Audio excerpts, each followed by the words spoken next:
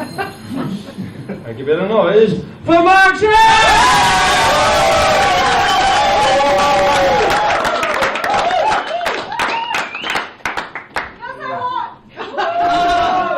You went through a lot of trouble for nothing there, Ben. Sorry, mate. So, look, I'm no genius, and there's a lot of things I don't understand. Bit of a theme for tonight: religion, women, Richmond. I don't get it. Not just the footy team, the whole suburb. Vietnamese restaurants everywhere. You walk in, there's 50 people. 40 of them are eating pad thai. It's not even Vietnamese. 11 of them have teeth. I grew up a Richmond supporter, right? My sister's 2 years older. She was a Fitzroy supporter. I'm showing my age there, but anyway, she was bigger than me, and we used to fight. I used to lose. It was very embarrassing.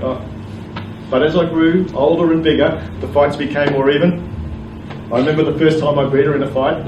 It was really nasty. It was horrible. It was like knockdown, drag them out. There was people watching. It was a party. It was the 30th. So one thing I do understand: teenagers, right? They have very few topics of conversation. So let's count them off, right? There's sex, right? Pokemon, Snapchat, sex. Did I mention sex? We were in the car, and I said I'd been to the gym. And he said to me, there's only one reason any person goes to the gym, and that's to look better and have more sex. Hello? I'm like, that can't be right. And we had a bit of a debate about it, but I knew I was right, because I'd gone to the gym and done one of those CrossFit classes. I couldn't have sex for a month.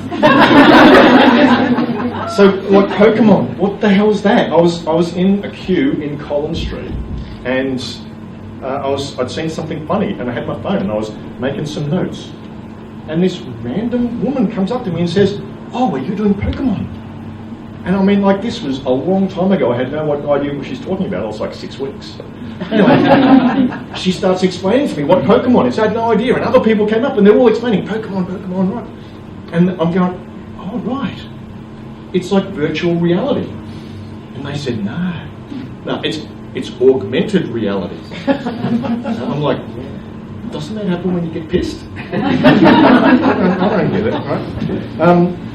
Look, women, difficult to understand. The same night as the in the car with the gym thing, we were at dinner, and my stepson says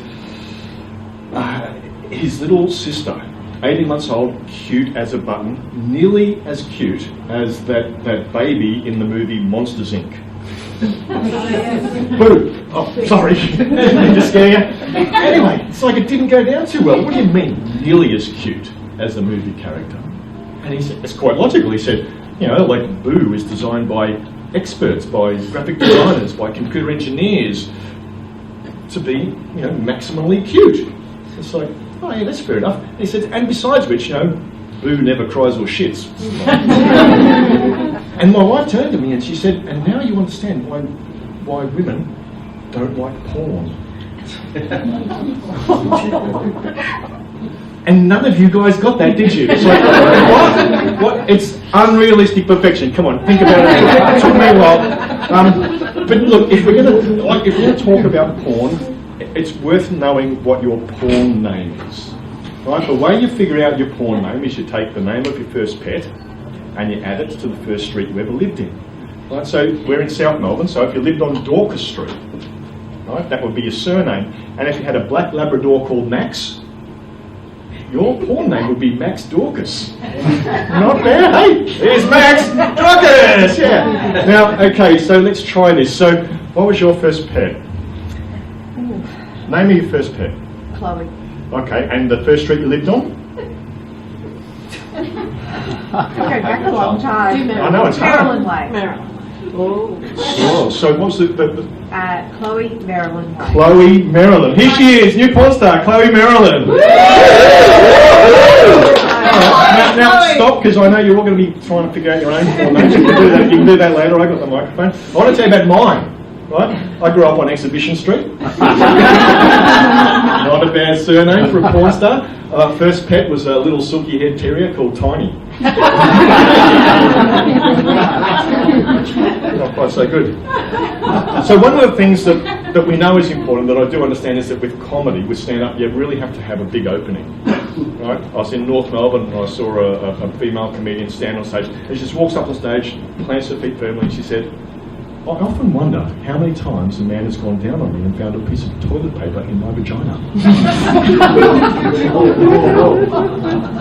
What's that? Anyway, she got a big laugh, but for me, it was just a bit in your face. Thank you.